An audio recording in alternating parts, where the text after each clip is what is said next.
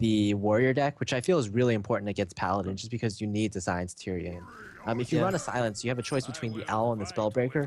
Spellbreaker is more of a mid-range creature, so it's a little stronger, I feel, against paladin and against other mid-range decks. But then you have the other choice of an owl, which I feel is a little stronger against hunter because it's just another turn 2 play that you could use in addition to Fire War Axe, Armor Smith, and Cruel Taskmaster. You just give yourself more options against the hunter class. Yeah, to negate the early snowballs that sometimes get created just on the back of small minions that cost them almost nothing. Wow, the Golden Warrior actually, like all the cards seem to be gilded up so far. Yeah. Fortunately, he did not start as player 2, so we don't know if he had if he could have the golden coin. We couldn't see that. Well, LifeCoach definitely doesn't have his, that's for sure. Alright, so the hand of LifeCoach here, he kept Dr. Boom from the mulligan. He did, wow. Yeah, he actually did keep the Dr. Boom from the mulligan. And I believe True Silver Champion, unless I'm mistaken and I didn't see it. Oh wow, piloted Sky Golem. That just means what? Oh my god, did you see that? Hosty took almost the full turn for his turn 1, and LifeCoach immediately passed. LifeCoach did not rope on turn 1. That's extremely surprising. Well, as you said, you know, he took forever to pick his classes, so maybe he just thought the entire game plan through already. Maybe he has a new strategy now. He just plans the entire game ahead of time, and it's all done. Yeah, this is a difficult turn for Hosty. He's going to armor up and pass. Bluffing the Armor Smith, I think, by hovering over his cards and pretending like he's had a choice. I mean, in a specific case. If you have the Armor Smith against Warrior and Turtoon, you're probably going to play it, so... Yeah, but I mean, it's just... Not that big of a bluff. Piloted Shredder. This is kind of a new type of warrior that we're seeing from Hosty. Kit Kat's actually played this, I believe, probably this exact deck in the ESL series. It has more minions. It's more minion focused with 2 piloted Shredders. It also has Sneeds, Kel'Thuzad to revive all these Death Rattle minions. Yeah, and just basically a new style to play warrior. As we saw with Kolento last series, he tailored his sort of Warlock Demon deck to be anti-BGH. It didn't run any minions that were 7 attack or more. This is kind of Warrior's answer to that. I'm not going to run Alex Strauss or Ragnaros, anything that has 7 attack. Yeah, and right now we're looking at a board where I think Hosty indicates that he doesn't have Whirlwind just by virtue of using his War Axe to clear the 1/1. He indicates that there is no Whirlwind coming up on the follow-up turn. Or if there is one, then he doesn't want to, you know, he wants to clear up his turn 4's mana to play a 4-drop. I think, yeah, he's kind of just at the same time just setting up for the 4-drop. He knows he probably wants to play the Piloted Shredder on turn 4, so he won't be able to get the Fireworks out right now. Yeah, and LifeCoach can glean some information as to what he has to do here. Now, with the Fire War Axe developed, I mean, Piloted Shredder is not nearly as appealing. Oh yeah, definitely not. It's definitely gonna. LifeCoach is definitely gonna consider that the Fire War Axe is on the field, and I feel like because he kept the Dr. Boom in his opening hand, LifeCoach will probably play this a little slower than normal. Yeah, as you see, Hero Power and Pass. He doesn't need to get out tempo. He doesn't need to make tempo plays. He just wants to set himself up so that he can maybe do a pretty good turn 6 Dr. Boom. Yeah, and there's also, I mean, there's a good argument to be made for that, considering just how good his hand is. I mean, he can negate threats very easily. He's got 2 weapons that he can use on, you know, mid-range minions that come out. Pilot Sky Golem on turn 6 if necessary. If he has to use his coin preemptively, can make it, you know, drop on turn 5 if he wants to delay the Dr. Boom. And right now, I mean, the options of Hosty are, you know, the Cruel Taskmaster play on the 1/1 is, you know, semi-relevant because you do keep the weapon, but LifeCoach is forcing Hosty to use his second weapon charge to remove the 1/1 if he doesn't have Cruel Taskmaster.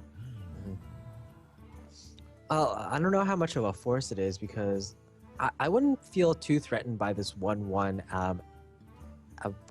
with my Piloted Shredder on the board. Like, is he gonna consecrate plus use the Paladin Hero Power to clear the 4/3? No, but it does make a True Silver Champion. I mean, the minion that comes out of Piloted Shredder, not a lot of them, but I think 4 or 5 of them have 1 health or so, if not more than that. There's a few of them that can just die to the 1/1, so you do have to be a little careful, not for because he doesn't have card advantage, and Paladin has a really good, you know, means of wiping boards in very efficient manner against you as warrior. And you know, those 1/1s really tanking an entire Fire War Axe. That's perfect value there. Yeah, trading a hero power for a weapon, it's pretty good to me. Yeah, and that's Paladin strength against Control Warrior in most matchups, in most circumstances. Usually the Fire War Axe is a 1 for 2, but in this scenario is a 1 for 0. Just a really a flip in what Fire War Axe is usually. Yeah. So in this case, I mean, if you develop Piloted Shredder, and I need to stop saying develop, if you play a Piloted Shredder on the board, you hope that your opponent doesn't have a weapon as a Paladin here. Because if he does, then he's going to get a little bit of initiative. He's going to clear your Piloted Shredder with the trade, and then use a weapon to kill it. But you've seen one Fiery War Axe, so the likelihood of there being a second one right away is fairly slim. Well, it's 100%. Oh, God forbid. Okay, well, it turns out Fiery War Axe had a pretty high chance of being found again. But I think playing the Piloted Shredder was still the proper play. Yeah, I feel like if I were in LifeCoach's position and having seen my opponent just like throw out that Fiery War Axe, use it to clear 1/1s, I would have in my mind that possibly he's using this weapon haphazardly, somewhat haphazardly, because he might have a second weapon in his hand. That wasn't the case in this scenario, but I think it was something LifeCoach definitely would have considered. Yeah, and it's interesting because that kind of thinking is the basis of poker, and in a lot of ways, I feel like LifeCoach would definitely fall into the category of players, obviously, since he's been a pro poker player in the past, that would consider those long-term plays, and, you know, he thinks that I think that he thinks that I have X or Y, and that's kind of interesting. Yeah, so he does play the second Fire War Axe. Ooh, Snow Chugger. That is actually going to be a pretty good thing for LifeCoach. He doesn't have to worry about the 4/1 in the immediate sense. It just buys him a bit of time. Yeah, oh, wow. This hand is incredible. Yeah, with 2 piloted Sky Golems and the piloted Shredder frozen, LifeCoach could potentially consider coining out the first Sky Golem. But I feel like if he does that, the 4/1 will unfreeze eventually, and he doesn't have a really good way of dealing with it. I think you'd have to at least Outdoor Peacekeeper on the following turn on the 4/1 if you wanted to get that value. Yeah, that seems like what LifeCoach is going for. Yeah, it's either that or Sludge Belcher, I guess. Yeah, these piloted Sky Golems are kind of acting like mini Savannah High Mains, or not even mini. They're the same strength, but yeah, I guess just pseudo Savannah High Mains. And we all know how tough of a time Warrior has with dealing with high mains, right? Yeah, it's the worst ever. And right now, with 2 piloted Sky Golems in hand, LifeCoach really does have pretty good, you know, pressure to put on the Warrior. But he's not threatened yet. I mean, he is on 26 health, 2 armor. He's got the option to shield slam the piloted Sky Golem here if he wants to, and combine that with a cool Taskmaster play if necessary, with the Fiery War Axe to kill a 4 health 4-drop that might come out. But it's a bit of a gamble when you consider all the options that might come out of Piloted Sky Golem. Yeah, I feel like one of the strengths of Piloted Sky Golem in this matchup against Warrior is that Warriors will at most run 1 silence in their deck, whether it be the Ironbeak Owl or the Spellbreaker. Yeah. And you really want to save that silence for the Tyrion, so you can't really... Speaking of silences, a Keeper of the Grove comes out. But this is pretty much what Hosty wants to see in a way, because it's going to die the Piloted Shredder by letting it live, so you're okay with it. It's one of the better ones. I mean, Yeti would have been a problem, Senjin would have been a big problem. So in this case, it's a bit better. Yeah, I believe if LifeCoach is playing more of a standard deck, I think all of his big threats are in his hand right now. Both Piloted Sky Golems, one was used. The Dr. Boom and Tyrion, those are typically the strongest minions you can find in a Paladin deck. Yeah, and interestingly enough, I mean, the value of cards to come is going to be fairly low if that's the case, because it means if ever Hosty manages to deal with this hand from LifeCoach, the follow-up pressure might be pretty weak. Now, how does LifeCoach deal with this 4/1? He definitely saw this scenario coming when he coined out the Piloted Sky Golem. Yeah. But maybe he didn't prepare for such a weak minion to come out of it. A 2/4, yeah, you could get Stormwind Knights, and that would be even better. So, do you just play the Sludge Belcher or, you know, the second Sky Golem? I don't really know if the second Sky Golem being played here is a very strong play. But he didn't attack that 4-1, so he's got to plan on developing the board even further. Okay, this is a bit strange. I guess he's saying that this 4-1's going to get a lot of value anyway. So I'm just going to give him the choice of some value. Like, I guess if the Shredder trades into the Sky Golem, I guess at least the Keeper lives. That's his logic. Yeah, because he didn't kill it last turn with a Cruel Taskmaster, so that might indicate that he simply doesn't have one. Mm-hmm. I mean, that might be LifeCoach's line of thinking. If he could have killed my Keeper of the Grove, he would have done it last turn. Mm-hmm. Sky Golems are pretty interesting. Like, there's let's see who comes out. Weedle and Oasis Snapjaw. Wow, that's a high health minion though. Not the most useful, but hey. It's golden too, so it yeah, it opens up. Opens up. Best golden animation NA. That's pretty funny that I think LifeCoach has one golden Sky Golem and one non-golden Sky Golem. Yeah, he just opened packs. Whatever. Yeah. Wow, the True Server Champion here going to combine itself pretty well with those 2 minions on the board to clear the Sludge Belcher. And hey, finally the Cruel Taskmaster play is made, and I think LifeCoach is being surprised by this because he thought to himself maybe earlier that if he had it, he would have done it the turn previously. Yeah, you know, now with the Spin Weedle on the board, the warrior can now target his hero power. Oh yes, give powered shields to everything. That would be awesome. Yeah, well, I don't know if it would. Well, yeah, okay, you know what? It'd be fine. It would be perfectly acceptable. Oh my god, Big Game Hunter right now in Hosty's hand going to swing this round. Even more pressure coming out, but there hasn't been a consecration found. No equality, none of that. And Leon Hands is there, Tyrion is there. Yeah, you can see kind of the strength of this new type of warrior. It's more minion focused.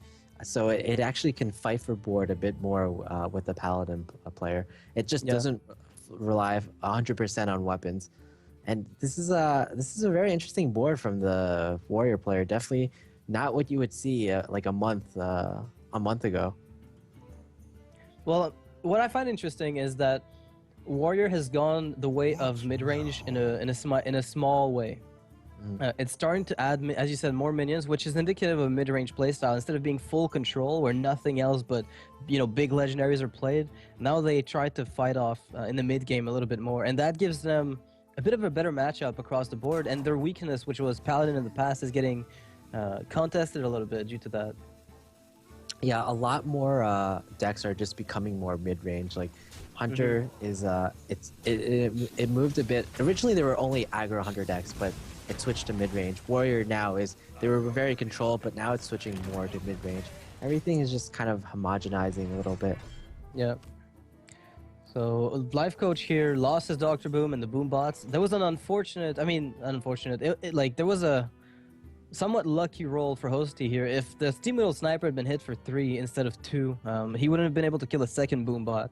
So that would have been a bit problematic for him, but it turned out to be just fine. This Snapjaw is so annoying right now. Probably one of the most annoying minions for the warrior because like it has such high health, but you don't really want to use your spells against it because it feels so weak to shield slam or execute a 2-attack minion. Yeah, most definitely. How do you feel about just shielded mini bot and True Server Champion hero power? Or do you think Tyrion should come out already? I think Tyrion is always a strong play. Yeah, I think Tyrion is pretty good here, actually. Even if I ignore the warrior's hand, I mean, if I saw the warrior's hand, I would know he has no way to clear this Tyrion. He has no silent. But just regardless of that, just looking at the board from the warrior now, Tyrion, like, how is he gonna trade into Tyrion? He basically has to sacrifice everything, and then still he needs like 1 more damage from his hand. Yeah, to do the execute play.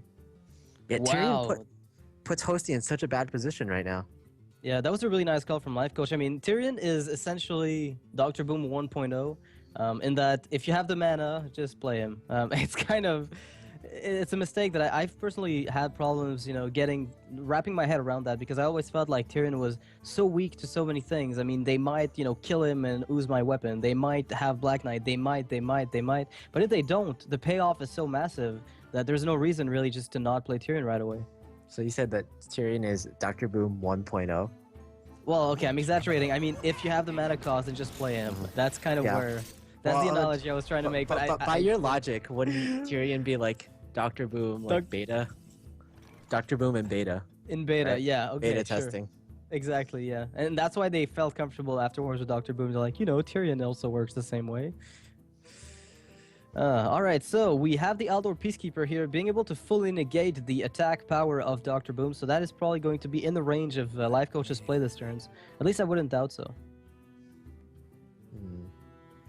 He could use a True Silver Champion charge to clear something else, such as the Big Game Hunter.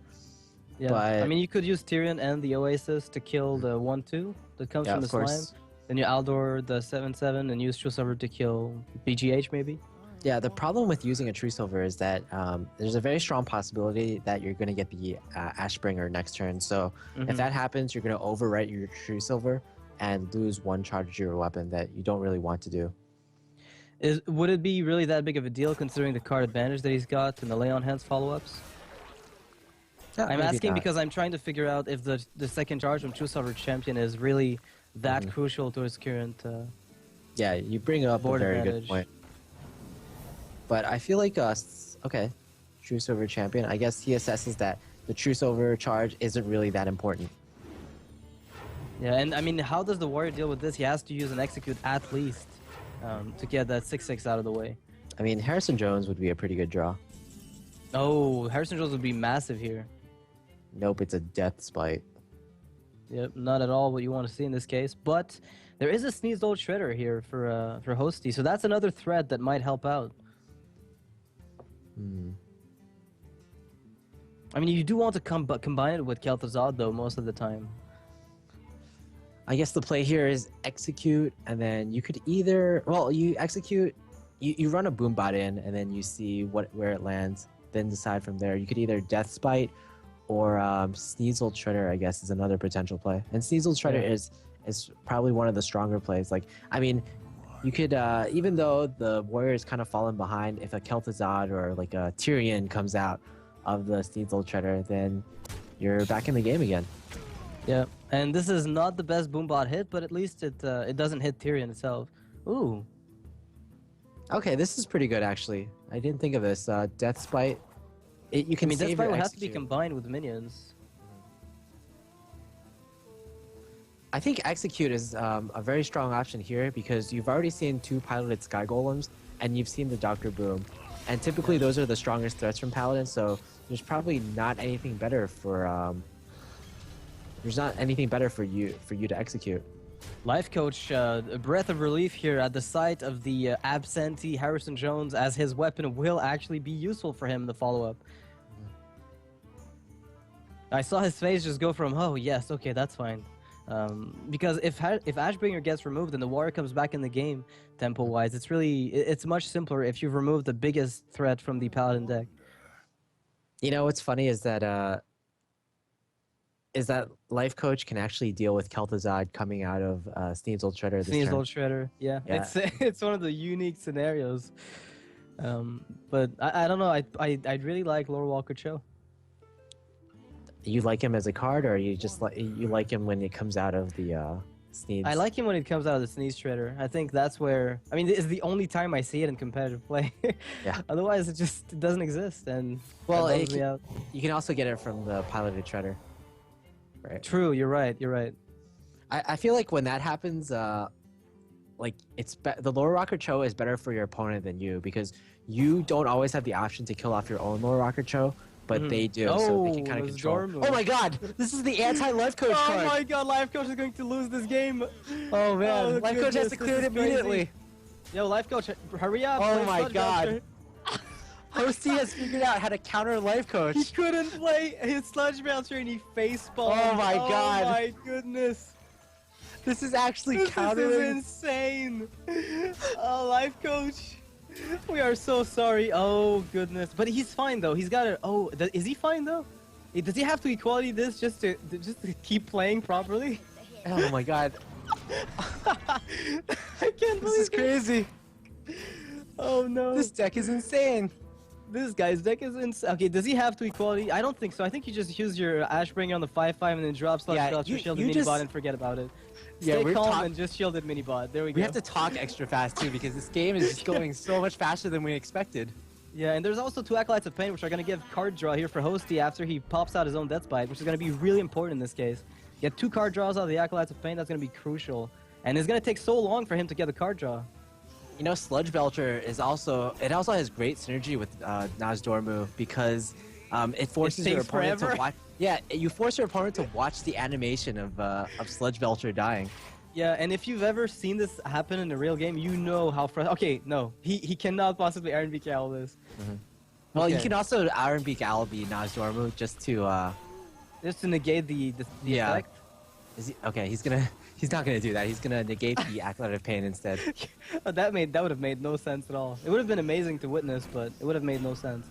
Alright, so LifeCoach keeping his calm, and you know what? I think he should do some stress testing with his partners where they start the game when Nozdormu comes out.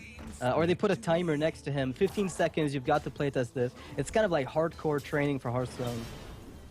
Oh my And god. LifeCoach would get quite a bit of training out of that. This is incredible. I can't believe we're actually witnessing the Nozdormu metagame And against LifeCoach. yeah, and out of all people, LifeCoach has to face Nozdormu. Yeah, this is more fun than I could even believe. All right, so the True Silver Champion can finally get rid of Nozdormu, but he realizes that even though it's annoying, it's not a threat. It's a 1/4. Like, how much do you truly care about a 1/4 in this case? And he has to think fast because the rope is coming. I think Nozdormu has survived on this board for like 4 turns or something. That's pretty insane. Yeah, it means LifeCoach is able to keep his calm. It's like high pressure moment here for him. This is his worst nightmare. And drawing He does- cards with the Acolyte of Pain. The drawing card animation will also... Oh my god, another card draw. Well, this is supposed to be incredible. able to play everything. He'll be able to play at least a Pilot Shredder because you can queue actions faster than you can see them happen. But he won't be able to attack with the Acolyte. Oh, no, never mind. He is. Wait. Okay, he got everything through. Okay, everything worked out in the end. Okay, Hosty has incredible APM is what we can gather from this. Yeah, you know and what? now actually LifeCoach not in the as favorable a position as he was a minute ago. Yeah, it's all because of the Nozdormu. He didn't get the Sludge Yeah. Belcher down. He doesn't have as much time to think to make optimal plays. He's finally going to kill Nozdormu. I think he Is he can't, gonna do can't it? deal with this. I don't know. He has to. Come on, let's be honest. He can't play this game as long as Nozdormu exists. And there it is. Wait, I The think... Nemesis. I think that was not the optimal play, but Yeah, mean, I he don't had to think get that was the rid of it. optimal play either. It was not. It wasn't. Not by a long shot. But the panic got to him and he was like, you know what? I can't deal with this. There is no way. This is crazy. Oh, LifeCoach. Witnessing a moment of pure panic. Oh, I can't believe this. I cannot oh my believe god, this. and the rope actually goes down. Yeah, Naturally this time. He is going to panic. This is incredible. Okay, Now- so Because he didn't True Silver down the 5-2, now that's a threatening presence on the board. yeah, now that is really problematic. I mean, equality is going to give him the value that he wants, though. We still haven't seen the consecration, so Oh my god, LifeCoach, he looks so stressed right now, even after Yeah. Nozdormu died. and I understand him at this point. I mean, he's not a player who's accustomed to those situations of having to play faster than he's comfortable with. Yeah, definitely not. Oh my god. Now Hosty, because of Nozdormu, and because of I guess the somewhat The acolytes of misplay, pain, everything. Yeah, Oh, he's kind of back in everything's the just- game right now. Yeah, in a very good way too. I mean, there's still an anti-kill bot and a lay on hands to deal with, and the card draw of the warrior has been kind of used up. I mean, acolytes of pain have done what they had to, and they're now out of the way, so there's no more card draw coming in. Whereas LifeCoach might get what he wants, but do you really want to overdraw in a circumstance where you're almost nearly certain that you're going to hit fatigue eventually? Yeah, this might just be a fatigue game. There's I'm not sure how many other threats that the warrior is running. Typically, in this type of warrior deck, there's the Sneasel Shredder and just the Kel'Thuzad and the Grom. Sometimes they also add Dr. Boom, even though it's a BGH target, because hey, why not? It's Dr. Boom. Yeah. So Twitch chat is currently freaking out over Nozdormu, but I can understand that. It makes a lot of sense. They're still thinking about it, and they never Yeah, will stop, I believe. I turned on Twitch chat just to see the reactions. It's hilarious. Yeah. All right, so the plays here, this is a strong top deck here from LifeCoach. Wild Pyromancer. I'm going to allow him to just, yeah, actually swinging back in this game very effectively. Yeah, Wild Pyromancer lay on hands. What an excellent play. Yeah, it gives him card draw and it negates the board. He doesn't even have to equality yet. He also has the possibility of Wild Pyromancer and Muster for battle. That's always the combo. Yeah. Everybody, I mean, it gives you a 1 for Lights Justice, right? Yeah, like basically with the Wild Pyromancer lay on hands, he's guaranteed to clear the board unless there's like a patient assassin comes out of the piloted shredder. Yeah. With the odds of that are fairly slim. Do you know the odds? No, I haven't calculated the entire roster of minions, but I think it's like there's about in the 35 to 40 minions range, so Oh, Shadow Box. on that specific I'm a little disappointed too. Okay, wait. No. It's a friendly character gets healed. I thought it would have triggered. Never mind. I saw where you're going with that. But yeah, I thought out of all people, as the winner of Jeoparino, I thought you would know that. Yeah, but I forget how many there are. I mean, post GVG, I haven't kept track. I mean, the Jeoparino metagame changed. There's like 50 something of them. Yeah, like I know there's baseline 35, and then there's a class ones as well. So. Okay, now this game has gotten a lot less exciting because there's no more Nozdormu. Yeah, but at least it's I mean, it's still an interesting game. But I feel like the Paladin is finally that Wild Pyromancer really just allowing LifeCoach to breathe a little bit. After the Nozdormu necessary removal from the True Server champion. It's funny how LifeCoach pinpointed the stress, and he was like, you know what? If this keeps staying, I can play optimally, but it's not going to work over the long term. So is this the first time Nozdormu comes up as a tournament play that just... Almost certainly. I would bet you any amount of money that Nozdormu has never come up in a high-level tournament game before.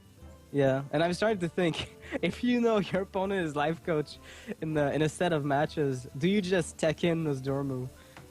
I mean, if Nozdormu were like a lower cost card, like a 4 mana 4/4, and it's like almost viable, then yeah, sure, go for it.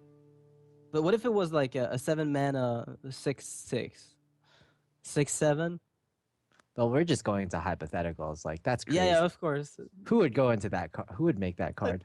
Yeah, nobody would. I wouldn't. Good thing I'm not on the design team, guys. All right, so this is I mean, this is not a muster for battle turn. Sure. I mean, funny thing is, muster for battle hero power quartermaster would actually be a pretty good play, but the Wild Pyromancer is just denying that completely. Yeah, so you start with equality, then you do it. Oh yeah, you have to equality to clear your own board first. Of course, you want to make room for the. You first, you have to attack though. You don't want to miss. Yes, that's right. That's right. I can't believe I forgot about that. What a big misplay that would have been.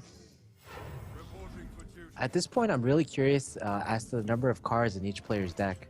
Yeah, I wish I could see and hover over these things because we're not spectating, like, you know, firsthand, so we have to rely on the admins. If they're watching the game right now, if they could hover over the decks, that'd be nice.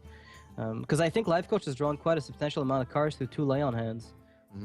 Yeah, and Acolytes of Pain as well. It's 2 Lay-On hands versus 2 Acolytes of Pain plus a shield block. So yeah, it's probably fairly comparable.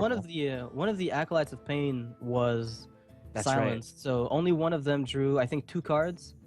Yeah, one of them drew 2 cards. Way, so, yeah, 2 cards, and then you have the shield block. So 3 cards drawn. Hosty has drawn 3 cards. LifeCoach has drawn 6. Yeah, so I feel like LifeCoach is a little further ahead in the fatigue game, but he's also way ahead on the board. A 6 mana shield slam is looking very tempting here. Yeah, awkwardly enough, I feel like that might just be what he wants to do because he's not gonna get Grommash Hellscream to kill anybody anytime soon. I believe this is actually the strongest minion left in LifeCoach's deck, so that's something we definitely have to consider. Yeah. That's another pretty nice minion here. Paladin Shredder going to... Does Hosty run a Brawl in here? Hosty, I mean, I haven't seen a Warrior deck in recent memory that doesn't run Brawl. Yeah.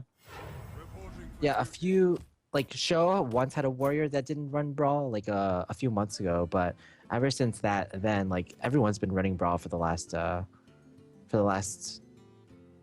2 months, I'd say almost. Yeah, I've seen quite a large amount of them. Now, Hosty's hand at the top here is getting turned into, I guess, a spectator mode glitched for whoever was spectating. Oh, what? Hearthstone Oh, disconnected? Oh, no. okay, we're trying to get back into the game. Okay, the game didn't disconnect. I thought everything disconnected. Okay, the game is back on. All right, never mind. I was getting a bit worried that we just lost the entire Nosdormu setup here. Yeah, that would have been like soul crushing to lose Yeah. that game. This is the, well, there's a Kel'Thuzad. Mm-hmm. But Because the Wild Pyromancer is on the board, oh, is he gonna execute it? if he does, it's a mistake. That's the only thing Yeah. preventing LifeCoach from dropping down the mustard. Mhm. But Yeah, then he again, always- you know, through just natural hero powers, he could very easily do it. You know, there's a hero power quartermaster next one. That's 3/3/3s. That's a lot. Yeah, natural muster for battle. Like make your own muster for battle over 3 turns. Yeah, it takes forever, and you don't even get Lice Justice. Oh my God, LifeCoach is almost out of cards. Ooh, Kel'Thuzad here, coming down That- with the Pilot Shredder and the 2/1. That's a good one. 1/1. Yep. Yeah, he could get a full shielded mini bot and a full piloted shredder back. It's pretty amazing. Unsilenced, everything, full health. I think this would be a really strong play from him. And then a follow-up with Quartermaster would just seal the game. Although you are putting yourself in a position where Brawl is a bit more of a problem, so you at least have to keep Quartermaster, I feel, afterwards. Just to make sure that if they do Brawl the Kel'Thuzad off, Quartermaster Muster is still a play you can make. Mm-hmm. Now, LifeCoach only has 2 cards left in his deck. And judging from this deck, it's pretty much exactly a copy of the deck that Savjz was using in his previous tournaments with Paladin. And I think the last 2 cards are something along the lines of Mind Control Tech, Owl, and Shade of Naxxramas. 2 of those 3. Shade of Nax? Yeah, Savjz has been replacing Mind Control Tech with Shade of Naxxramas in some tournaments. Okay, I've seen Shade of Nax a long time ago in Paladin, but I haven't seen it of recent memory. It's been a while. That's such a bad feeling as the opponent to see your opponent making bad trades. And then KT yeah. comes out. Because you Yeah, know that's what's going to happen. Exactly. Oh, Black Knight. He actually was running it, and Tyrion already down though, so that is mostly a Yeti for 6 mana.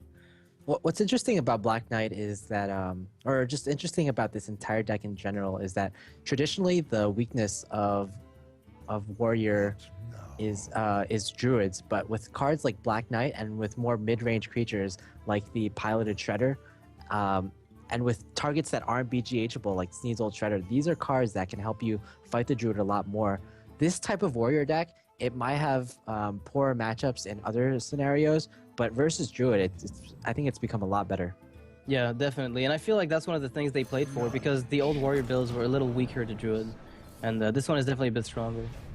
But now there's no removal coming down, and I think he was considering Gromming the 4/3 in the hopes of a Doomsayer, but he's going to try to drag it to Fatigue. Oh, Consecration is his last card. Interesting. So there's no silences in... did he ever play a silence, LifeCoach? No, not for the entire game that I've seen. No, well, there's one. Oh, there's the Owl. All right, I called it. Yeah, but what if it had been Doomsayer here? What do you do? Do you just panic? Is there any way for him to clear it? No, there's no way for him to clear his own Doomsayer. Well, right now, what Hosty is trying to do with that Black Knight play is he's trying to make his opponent, he's trying to get him to deal as much damage to the Black Knight as possible, and he's just stalling for, to draw the Brawl, essentially. Yeah, just Brawl to be is able to get the needs. Brawl off and get as much value as you can out of it. With KT on the board, the odds of KT surviving are going to be in the range of 15% after there's 7 minions on board. A little under that, but... Trying to ask the admins, how many cards does Hosty have? Because that's really important for the rest of the game. Yeah, well, I mean, he's taking a lot of damage every turn, so until Brawl is found... I mean, he should have 4 cards left, 3 to 4 cards left, as far as I can tell. All right. So this Death's Bite... Death's Bite is not a card? But if things get dire, let's see how much damage is on board. 7, 8, 9, 10, 11, 12, 13, 14, 15, 16, 17. I think that's pretty much game because, wait, 17 damage. If he armors up, then Consecration. Consecration and Muster for Battle's Life Justice is going to do it. Yep. It doesn't matter what happens. I think LifeCoach has the lethal next turn. I never thought Muster for Battle would be played for the 1 damage Life Justice lethal, but hey, that's the scenario. Yeah, Life Justice lethal. And this is just how GVG has worked. We get Nas Dormu in decks. We get Light's Justice being an actual weapon that people use. Yeah, and it's actually surprisingly been very effective when you get it on curve with Muster for Battle. On its own, it's pretty mediocre, but as soon as you get it with 3 other 1/1s, then suddenly the value of it just increases drastically because you combine it with those 1/1s and you get yourself a lot of value. So is he going to try for the Doomsayer play on the Piloted Shredder? Yeah, that's I hadn't considered that. That's what he's not worth. He decides that this is not worth it. That's actually that's actually a misplay. It was his only way out of the game. Yeah, it's a faint one, but I guess you have to take it once in a while. So that is lethal from LifeCoach. I believe, unless we've miscalculated, but I think he does have it with Consecration and Muster for Battle. Yep. Or even just double Consec. Doesn't even need the Muster. Oh yeah, double Consecration. That's less flashy, but it's just that's pretty good. Yep. So well played here for LifeCoach, taking the first game against Hosty, despite the Nose Dormu coming out of this Sneeze old Shredder. Paladin very favored against Warrior still, and I don't think that'll change for a little while. I'm not too surprised about the result of the game. Bad draws would have maybe caused something different to happen, and he did get very high value minions early on with, Paladin Sky Golem, but well played by both players, certainly. Yeah, certainly well played. LifeCoach especially. He was able to overcome his weakness, the Nas Dormu, and actually take that game. Yeah, this is like the ultimate test, when you've got a final boss in your life and you need to know, am I up to the task? And apparently he is. He's fine. He'll manage. Now he knows. He's confirmed himself as one of the best Hearthstone players, just by virtue of being able to, confront his darkest fears live on the spot in front of thousands of people. This will certainly be on top of Reddit very soon, so I'm very looking forward to it. Most definitely. I can't imagine that wouldn't make it there. It's at least going to make it on Trollden, if anything. All right, so Hosty's lineup still has a Mage and Hunter. So which one? Against Warrior, I feel like Hunter, if it's against Paladin, sorry. The curve of LifeCoach is pretty high. We haven't seen Knife Jugglers. We haven't seen any early aggression, as you said. And this is definitely a deck much like the one that Savjz were running earlier. Yeah, we saw LifeCoach running a Hunter, and it absolutely destroyed the Paladin from Savjz. So why not pick the Hunter right now? Take out the Paladin once again. Yeah, and so I feel Hunter... Yeah, Hunter might just be a thing because Mage automatically... I mean, it wins against Paladin, though. Mage has a really, really nice matchup against Paladin, assuming it is Freeze Mage. Well, that's a big assumption because there's like 10 different types of mages right now. Yeah, you're right. You never know what you're going to get. Assuming it's Freeze Mage, I guess I'm making excessive assumption. I just feel like most of the decks that we've seen right now, even in the tournament metagame, have been very control heavy. Outside of Hunters being a bit on the aggressive side, most of them have been very control. Yeah, that's true. We've seen Hunter, Zoo, not that common lately, but the new aggro deck these days is the Mech Mage. We've seen Tice use Mech Mage to great effect in Deck Wars just this week, 4-0ing Forsen, to which Forsen is getting his 0-4 Sen name. But yeah, Nimsh has been using this mech deck as well to a very good effect. I believe he got rank 4 NA with it, with the exact deck. All right, so I guess maybe then there's a possibility that Hosty is bringing an aggressive deck to the roster. But he's picked Hunter here against the Warrior. I mean, the Paladin from LifeCoach. So there will be a chance for the Hunter to show just how strong it is. Maybe it's a good call that LifeCoach didn't ban it if he feels like his Paladin can handle it. And if any class can, I think Paladin would be it in a way. Yeah, I feel like this hand is as good as any. Undertaker, Haunted Creeper. Hey, why not? Yeah. It's as good as any. You've got your Undertaker and your Pilot Shredder. Now, a LifeCoach is going to want to mulligan, probably for shielded mini-bots at least. Shielded mini-bots. He doesn't run Zombie Chows, which is a huge concern. So shielded mini-bots probably the best card you could hope for. Muster for Battle, another good one. Muster for Battle, of course, is very good, but probably won't be that great against the Undertaker and Haunted Creeper that Hosty will start off with. Yeah. Oh, but wow. this This is looking a bit better though for LifeCoach than it was for Savjz with a similar circumstance. yeah, LifeCoach couldn't believe that hand that he got if he just left. He's like, there's no way. Okay, I'm out of here. I'm gonna let this play itself. Oh, all right, he's back, everyone.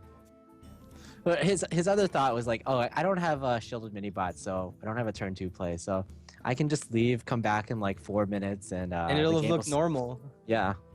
It's just standard. Yeah, anyway, exactly. He ropes all the time. Nobody's gonna question it. It's gonna be, oh, he's just thinking. Unleash the Hounds. Maybe that's what he does all the time when there's no face cam. Maybe he just leaves. Well, Unleash the Hounds, very important. Good counter to the muster for battle. Yeah. So here the question I have for you is: Do you feel like coining out True Server Champion is gonna be better than playing muster for battle immediately? Because muster for battle is somewhat interesting here, but I think it's definitely a viable option just because you have the Consecrate to follow up on turn 4 Exactly. if you coin out the True Silver. yeah, which is usually the big weakness is you have either or, but not both. When you have both, I think that's when you start capitalizing on the strength of True Server Champion. Yeah, and just muster for battle on turn 3. It with this current board, it doesn't really do anything. I mean, LifeCoach or Hosty rather will probably play a Web Spinner, but just killing off a Web Spinner and summoning 3/1/1s that the Haunted Creeper can just clear up, not that great. Yeah, and also there's a big, like, the play that we mentioned with True Server Champion is going to be very good if no other Death Rattles are top decked by the Hunter. Because if he gets another Death Rattle minion, the Undertaker will get way out of range. And there you go. Wow, a 4/5 here. 4/5 Undertaker. Yeah, True Silver Champion, maybe not the play. Yeah, maybe not the play after all. It would have been, but in this specific circumstance, it's not appealing at all. I mean, this is just what Undertaker does. Grows to like us. Well, LifeCoach can at least take solace in the fact that if this Undertaker grows too much, it'll be in range of BGH. Does he? Does he even? I don't. Did he play BGH? I don't remember seeing it. Oh wow! Goodness. Equality. So do you play? You know what? There seems to be a semi-viable play with the muster to ping off the spider. Because you can set up nice consecrations as a follow-up. I mean, you're going to be taking at least about 12 damage by the time you can stabilize, but as a consequence, if this doesn't get cleared by Unleash the Hounds, you can then Quartermaster. I mean, this is so devastating. Do you just consecrate? Do you... I don't think you can consecrate this particular board because it only removes 2 power, and with consecrate, you probably want to get more value than that. So Aldo Peacekeeper for tempo? Maybe like you have to maybe even consider just equalitying this turn, set it up for the consecrate next turn. Yeah, you're telegraphing it, but I guess what just other choice do you have? Yeah, muster to ping and then consecrate, but you're gonna take another 8 damage minimum on the following turn, and then Aldor Peacekeeper comes up. Aldor Peacekeeper is not too bad, but if there's no high main, if a high main comes out, sorry, then you're in a bit of a bad spot. We're gonna see the muster for battle. The Unleash the Hounds, though, going to be a really big deal. I think with this play, you're just forcing your opponent to trade. And unfortunately, he doesn't have to do it with his minions this turn. He can just do it with the Unleash the Hounds. Yeah, but the Aldo Peacekeeper can stall a bit of the damage output. Even if the minions get removed, for a little while it can be done. Worst case scenario, you then ping the Spider with Life's Justice and consecrate Mad Scientist and the 2 Spider leftovers. Yep. Interesting that there's a Tundra Rhino. That's like not a bad card.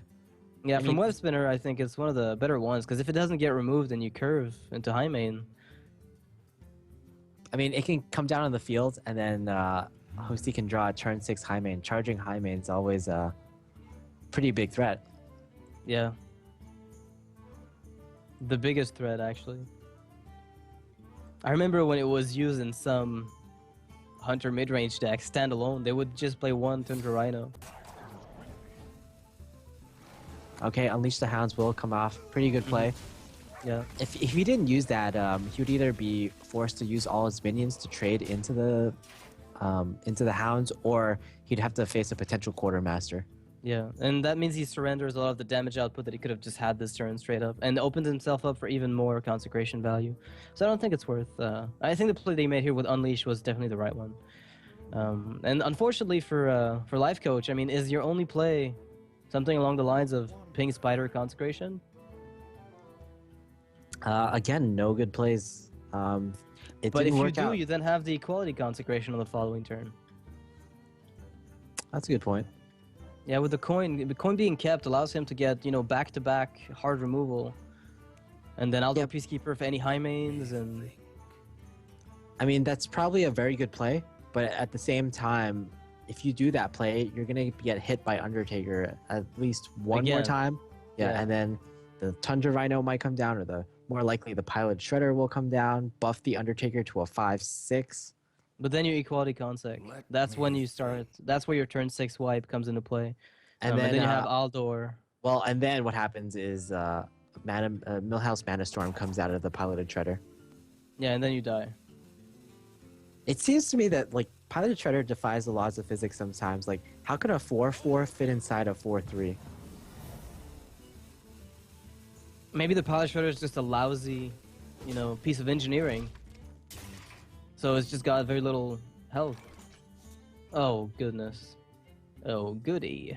Good. All right, so a lot of damage mitigation here. I think Aldo Peacekeeper for tempo was a play that makes a lot of sense, because it still forces Hosty to deal with it in a way. Unless he drops Freezing Trap, but if he does that, then he can't play anything else.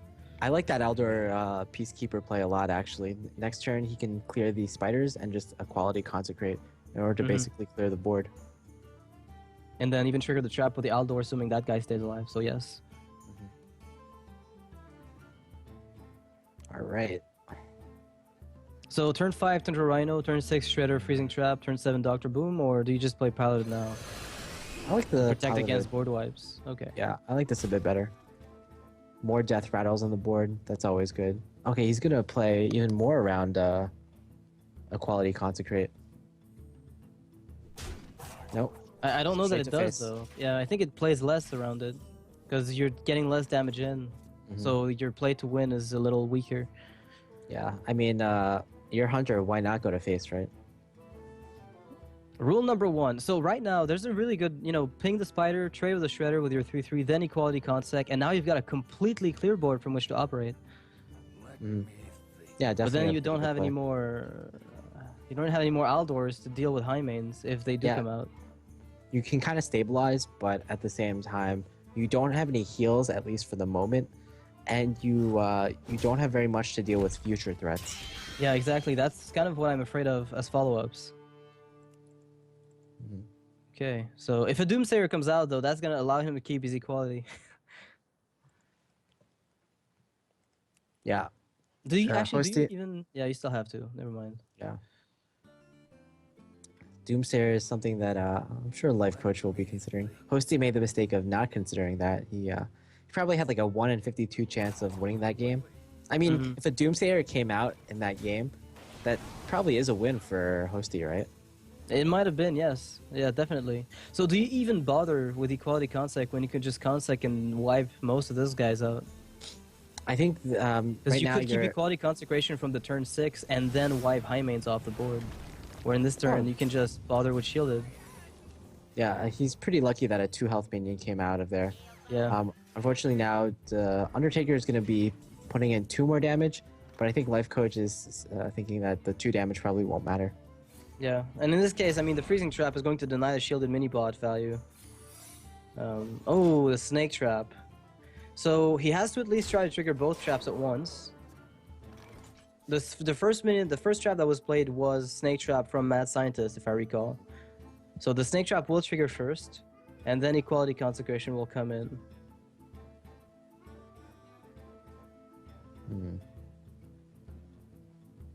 But still, this is not... I mean, what about the follow-ups? Like, how do you deal with Dr. Boom? We know he's got Boom. So you need to top deck Wild Pyromancer or another Aldor Peacekeeper. Yeah, and even if you deal with, quote-unquote, deal with Dr. Boom, you still have... Yeah, you might still die, yeah. You still have the left boom bot and the right boom bot to consider. Yeah, and they might just kill him outright. Yeah, you could might as well get like double roll 4 to face. That's just game over. All right, here comes the quality consecration play. And now we're gonna have, well, I mean, LifeCoach is going to be very disappointed to see that Dr. Boom is in Hosty's hand right now, because this is one of the best cards that Hosty could ever hope for in this case. I mean, instant call with that Dr. Boom. Yeah, it's a no-brainer in this case. Which just goes to show how strong the card is. So is there any way here for LifeCoach to come back? I think he's dead no matter what he does. There is absolutely no way. I mean, I was thinking of some way to activate your piloted shredder. Yeah, taunt. And... So you play shredder, you attack a Boombot hits it for 3, it spawns a Frostwolf Grunt. Yeah, that's... You're still... Well... You're not dead technically, but the Tundra Rhino would have done it here. Yeah. Exactly. So 1-1 Paladin, or rather Hunter, is still undefeated. It now has a 6-0 record in this tournament. All right, so another Hunter wins the game. I'm actually, this is incredible, the power of Hunter in this tournament. It's just been, whenever somebody made a call not to ban it, they've been punished. But then again, as you said, you know, slower Paladin deck, curving out a little higher than usual, so... Yeah, I don't know if you saw it, but LifeCoach immediately after that game, he left his chair in disgust. He was like, no, what is this? And he has a punching bag just right next to it to release some of the tension that comes from losing to Hunter. So Hosty gonna keep going with his Hunter, and now which deck do you think LifeCoach will pick as a follow-up? Okay, LifeCoach, let's see what he has left. He has he has Druid and Warlock. No, he has a Warlock Band, I believe, right? Oh no, he has Warlock Band. I thought his Hunter was banned. Oh no, that's right. Both of them kept the Hunter alive. You're right. Never mind. He does have Hunter and Druid left. Well, as the Hunter master himself, I would think that LifeCoach would be confident in a mirror. But then again, it is Hunter mirror, so it's kind of volatile. Yeah, pretty volatile, pretty random. But you know what? Like, he might run like Flare to counter other Hunters. He might run Kazam Mystic. I haven't seen Kazam Mystic in this tournament yet, which is somewhat of a surprise. But I think if players knew going to this tournament that there would be so many Hunters and so many Mages, I think Kazam Mystic would be definitely something to consider. It would have made an appearance. Yeah, it might have been. I mean, we might see it later today. There's still a lot of matches to be played. Hell, we've got round of 16, not even close to finished. So there might be some players who actually have it included in their lists, as some other players in other tournaments that I've seen have included it as a nice tech card. I feel it's a bit costly for what it does, but when it does work, it's going to win the game systematically.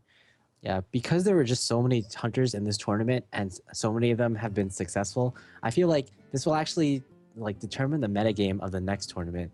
And I foresee a lot of Kazam Mystics in the next tournament. Yeah, and as a result, maybe counter Kazam Mystic just to steal back the stolen secret. Kazam Mystic Wars. That'll be a sight to behold. But it's funny because they actually counter each other play by play, right? It's just you play one, I play one, and it's back to square one.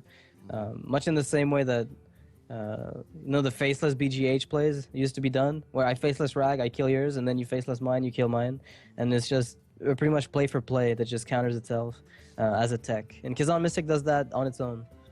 Yeah, it's just like who has the last Kazam Mystic, who has the last BGH, who has the last Mind Control. That's another card that is kind of similar. Yeah, Mind Control is probably the best example of that, now that you mention it, because it's usually when they both run 2 Mind Controls, it's whoever has the second one last gets the last word, really. All right, the game is about to start. Yep, so it's going to be Druid against Hunter in this specific game, which, I mean, I don't know how I feel about Druid against a Hunter. Yeah, that's interesting. I've seen a lot of hyper-aggressive Druid lists that might be somewhat interesting, but to say that I'd bring them to a tourney, maybe not, I don't know. With this particular decision, I'm thinking that his Druid is either a very taunty Druid, so it curves high, or a very fast Druid, so it curves low. I feel like the mid-range kind of Druids aren't that really that good against Hunter. They're not very... class... yeah, go ahead, sorry. Yeah, they can't really contest the board early as well, and they don't have as much late-game presence, so you're really curious to see what kind of Druid this is. Well, we'll see right now in the starting hand. Maybe to get a hint as to nope, no hint at all. No hints there. So we know he's running 2 Keepers of the Grove, so that's like that's the standard, the most standard hand, standard roster of cards. Nothing special there. If we saw Echoing Ooze, that would be a different story. But I think Druid is one of the classes that has the best time teching Kazan Mystics. Oddly enough. Yeah, Druid is all about pretty good minions. And oh wow, this is terrible hand for LifeCoach right now. He has the caught though. Yeah, and I mean he at least doesn't have to deal with Undertaker. So he's got to be somewhat happy about that. All right, it improved. The hand did improve with the Wrath here. Going to allow him to somewhat deal with, I guess a Huffer would almost be the best here. Oddly enough. Well, at this point, LifeCoach has come at a crossroads. Do you want a Wrath here, or do you want a Hero Power? Wrath, because you have such a bad hand right now, Wrath allows you to maybe improve it slightly, but if you run into Mad Scientist, exactly. then how do you feel about it? If you run to something like Huffer next turn, and you have no response, you're just gonna be hitting yourself. Yeah, and I think the punishment is much too harsh to cycle Wrath right now. If there were another option immediately that could be used as a response, it would be a bit better. Even just a big aim hunter, to contest the board, there's no such thing. Yeah, LifeCoach deems to not take the risk, and I think he might be. Oh wow, that's pretty good. This is an amazing He card. might be rewarded. Savannah Highmane already drawn for the turn 6 play. And Misha gets drawn. It doesn't get better than that for the hunter. Ancient of War, not good. What a dry draw. So do you Wrath and swipe the second minion that gets played on the following turn? Like set up a swipe? Or do you just telegraph it too much? Even if you telegraph it, I'm not sure if there's any way for Hosty to play around it. And he just hero powers and attacks for 6, and then LifeCoach has to attack into Misha, and then he starts playing Animal Companion and a Freezing Trap. I mean, telegraphing it can be a really big deal because you're going to take an extra 12 damage. This is a much more safer play. Okay, we see 1 tracking from Hosty. Oh goodness. Oh my god, double Mishas. Innervate would actually help a little bit here. Yeah, Nax. What the double swipe tells me, rather the tracking tells me, is that this might be again the Broodstar variation of Hunter that's really popular on North America server right now. With the one, well, you saw the Houndmaster right here. I think this indicates exactly what you said. 1 tracking, 1 Houndmaster. It includes 1 Knife Juggler, 1 Unleash the Hound. Just basically like a toolbox hunter.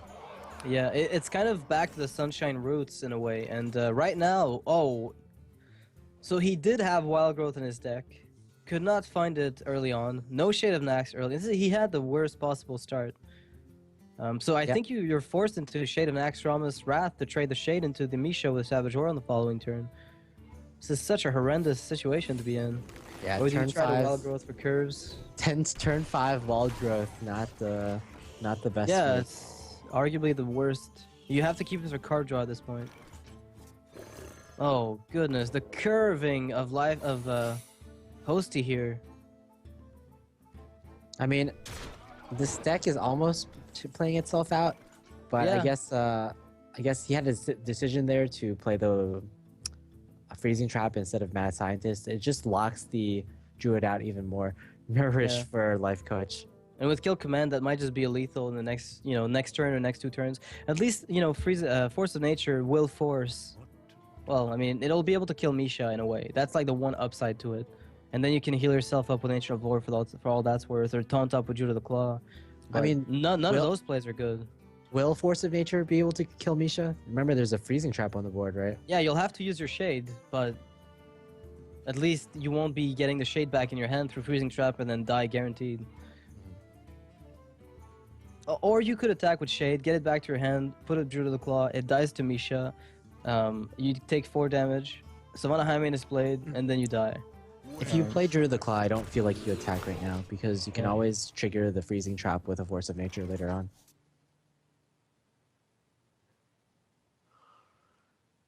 Okay, turn 6 Highmane. Sounds good to me. This is... I mean, Innervate would be almost good, but... And LifeCoach just disbelieving what he's looking at. He can't believe what's happening right now. Is there a Wrath card, a top deck that could save him? If only for a little bit. Deathwing. Okay. Deathwing. Turn 7 Deathwing. Okay, I see how it is. So what you mean is no. Okay, that's fine. So Force of Nature would actually not be half bad, but you die on the following turn with Kill Command. Not that you can afford playing around it anyway. I guess he's digging. I guess he wants to Slash Belcher? Doesn't even have those. Keeper of the Grove into Keeper of the Grove. Maybe that's okay. No, he still dies. There's still a freezing trap over there. I mean, he's dead to Kill Command, but I mean, in his mind, he's got to be trying to play around. He has to hope that this is not a card that he wants. Nourish. Yeah, Nourish because he can, but he had to hope it was Explosive Trap, and yeah, unfortunately it's freezing, and LifeCoach didn't even get to play. Oh, he did play something, I guess. Spectator mode is a bit delayed. Alright, LifeCoach had no chance there. And again, the Hunter just not getting banned and taking games away from everybody. And it seems like the lists are very similar to one another. As you said, Brutestar. Well, Hunter is another one of those classes where about 25 of the 30 cards are pretty much self-determined. And then you have the last 5. You get to pick and choose your 5 cards, and you call it a Hunter deck. Yeah, and you say, oh, this is X or Y's Hunter deck. Yeah, this is my own Hunter deck. No one else better copy it. It's unique. But, I mean, with a game, with a deck, I mean, a roster of cards is pretty small. Even though we did get GVG, the roster of viable cards is still kind of limited. And you have to expect that a lot of the best decks will contain a very similar array of cards. There's been a little bit of a change with GVG in some slots, but the old archetypes got new tools, and outside of Mech Mage, I think very few archetypes did crop up. Paladin just came in strength though, so that's really positive. So let's recap this. How many games has Hunter won so far? 7, I believe. 7-0 so far in this tournament. 7-0. All right, we went from 6-0 to 7-0. But I have some news for you. Hunter will lose the next game. I can predict that right now. Oh, how do you know that, Monk? Well, because it's going to be a Hunter mirror. At least one of these players will lose with Hunter. All right, let's see if LifeCoach has his flares or not, or if he gets the start. I mean, sometimes it comes down to whoever gets the coin and the 1-drop plus 1-drop. It can be determined very early, very frequently in these games. Uh-oh. Who's this? That's Hosty's hand. Okay, that's LifeCoach. He's not on the coin, though. Hosty is not on the coin. So he can't just drop a 2-3 Undertaker turn 1. Like, both hands are pretty good, but one of them has Undertaker. Yeah. It's funny how I just feel... I mean... He knows there's an Unleash the Hounds in his opponent's hand, so... I mean, his opponent's deck, sorry, so... How much value does Haunted Creeper warrant? It's still a very good card, though, in this case. I mean, can you really justify throwing in any of these 2-drops? I feel like you can't just... Yeah, you can justify throwing out one of them because you have to have a plan going into the game. So you have to have a turn 1 and a turn 2, and if you kept... all 3 cards, Leper Gnome, Haunted Creeper, and Mad Scientist, that just doesn't fill out the curve well because he needs to choose between one of the 2 drops at some given point. Yep. Yeah, I can see what you mean. So he'll just play them later down when he actually does draw them, but he's now curving out nearly perfectly. Actually perfectly, if we look at everything. Oh, Mad Scientist is drawn off the top. Alright. The Leper Gnome is being traded for... Oh, wow. This could be the draw that determines LifeCoach's game. If LifeCoach just plays down a Mad Scientist, He runs the risk of a Misha summoning from the next turn. So that means like his bow won't be able to kill the Undertaker, and it won't be able to kill anything. But then you do get the trap, which might counter Misha in and of itself, in some way.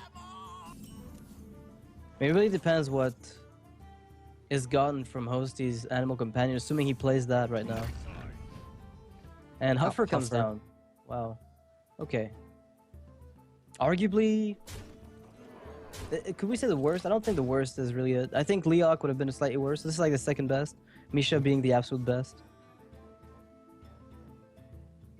All right, so LifeCoach actually probably able to stabilize a little bit here, and his follow-ups are much stronger than Hosty's at the moment. With Paladin Shredder and Sludge Belcher, this is... Yeah, he went for face there. I don't know if I agree with that, because now basically LifeCoach or Hosty isn't even doing extra damage by going to face, because the Mad Scientist can just trade into the opponent's Huffer. Yeah, I can see that. Oh, LifeCoach has his own Snake Trap, so that Sludge Belcher will come in handy. Guarantee a trigger on the Snake Trap. So the question he must be asking himself here is Coin, Paladin Shredder, or Eaglehorn Bow, is my guess. There's very little, unless he's planning ahead, all the turns that he's going to be having to deal with. Yeah, I think it's very fair to plan ahead at this stage. Coining, one of the reasons you want to use the bow in this scenario, if you really want to coin out the Sludge Belcher at some point, or you want the Sludge Belcher on the board. Sludge Belcher is the perfect card against Hunter. It's like somewhat of an anti-Hunter card. But this is an insane... Like, the Leok is actually the best card he could have had here, I think. Because it lets him trade the Mad Scientist into Sludge Belcher without worrying about anything. Although Web Spinner and Kill Command on Leok could feel somewhat interesting. But then again, what do you do against high mains afterwards? Right now, I think the obvious play is the Web Spinner into Kill Command on the Leok. And then maybe attack into the Web Spinner. But the problem there is, if your opponent has a Snake Trap on his side of the field, then you're looking for a lot of snakes. Like the random 1/1s are just really threatening, surprisingly, because you don't have an Unleash the Hounds in your hand.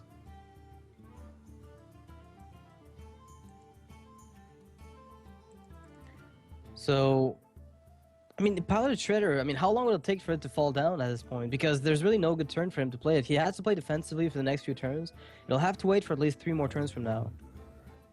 At least that. So, Web Spinner, Kill Command. I don't think he enjoys making the play, but... Yeah, I think LifeCoach was considering playing the Sludge Belcher. Like, he was planning to play the Sludge Belcher.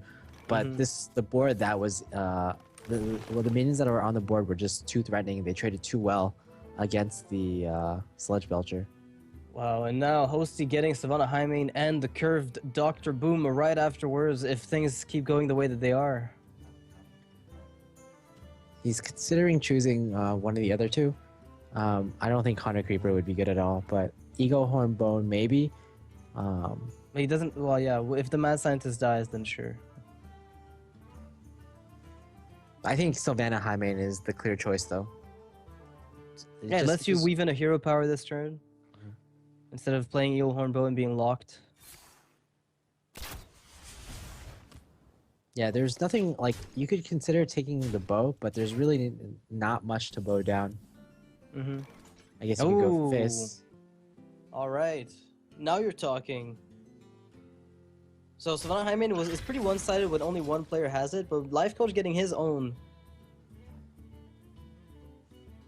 This may change things in a way. I think Web Spinner might still be the play, Sludge Belcher might still be the play, because you want to be a bit defensive since you're on the receiving end of this aggro right now. Yeah, and you've got your own Hunter's Mark to deal with the Savannah Highmane. And at least a portion of it. And in addition, you have Snake Trap on your side of the field, so you're going to force your opponent to attack into the Sludge Belcher and summon those snakes. Yeah, and you're going to get a lot more value out of... I mean, Hosty might play around that and just let his opponent deal with it, or trigger the Snake Trap up until the point where he's guaranteed to kill, but he's going to get his own secrets from the Mad Scientist. The extra bow charge for LifeCoach probably not going to be to play a big role as far as removal goes, but at least useful in some way. I think he's still gonna remove the one of the hyenas that come out of, yeah. He's gonna remove one of the hyenas with the bow. Because he really wants the slime alive, basically. Yeah, he won't have much choice. So if this trap that the mad scientist gave, the snake trap, this is going to be very problematic.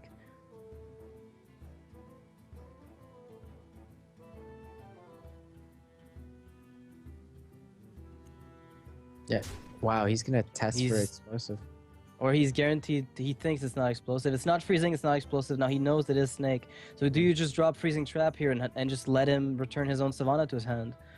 But then you can't develop your own... Yeah, and then... You could play freezing in Emperor Cobra so that whatever he does play... Emperor Cobra just doesn't feel as strong though, and I feel in this position you need to race, so the pilot shutter with 4 attack with freezing trap? Alright, so he's gonna try to go race and deal damage. You kind of just lose to Unleash the Hounds, but that's what else fine. have you got? Yeah, exactly. You can't play around stuff you can't beat, right? Rule number 1 of Hearthstone: do not play around things you know you can't beat. Sometimes you have to just go all in on plays. Yeah. Also, if LifeCoach did his research and he researched the North American metagame, he would know that this particular deck runs only 2 traps. It runs 1 copy of Snake and 1 copy of Freezing. So he wasn't too scared of explosive that last turn. So LifeCoach has how much damage on the board? 7, 8. He's got 11, 12, 13. He's only got 13. So not even attacking with high main is probably a best play here for Hosty, because he can just pass and force the opponent to deal with boom bots because they would trigger freezing trap. In which case, well, then again, how many snakes are going to come down? So if you Hunter's Mark Dr. Boom, let's assume that's a play. And then you trade snake into boom, you trigger 3 snakes. Can you actually remove them all? Between bow and shredder, I think you can, but... I think it just depends on how the boom bots land. Yeah, but you want to kill the snakes first. Or do you? Because you can't afford letting him trigger snake trap with his snakes. I wonder. This is arguably one of the most difficult positions for LifeCoach here. Maybe even playing Haunted Creeper and coin out Savannah High Main just to get boom bots, less targets to hit. Alright, he's gonna go for it. He's gonna activate the snakes. Which will take forever. Yeah, that's true. I wonder if LifeCoach will actually be able to clear this all. Let's see. Is the Rogue going to beat LifeCoach again? I think he's gonna... Oh, nice. Alright, so the first boom bot doesn't kill anything. Wow. He's got to feel very good about those hits. But then again, that last snake triggering freezing trap. Yeah, unfortunately... He wanted to use his bow on the last snake, but he didn't have time. Yeah, unfortunately, This is game over. One of the snakes was killed. One of his own snakes was killed by a boom bot, but in the end, it didn't matter. Hosty had Unleashed the Hound, so it was game over either way. So well played by both players, and LifeCoach not banning Hunter actually perished to Hunter. 3 wins in a row for Hosty here. Yeah, that's another... Well, then again, I mean, Hunter was bound to lose this game. There's nothing special about that, but that's insane. Insane. So, it eliminated 2 decks on its own. So, yeah, Hunter now 8-0 in this tournament. Yeah, I mean, and we're talking about the Hunter that didn't get banned and took the initiative, right? The guy who played Hunter first won every single time. That's quite scary, actually. And so, moral of the story to everybody else in this tournament: ban the Hunter. So far, every player that we seem to have a plan other than banning Hunter got punished pretty severely for it at this point. Yeah.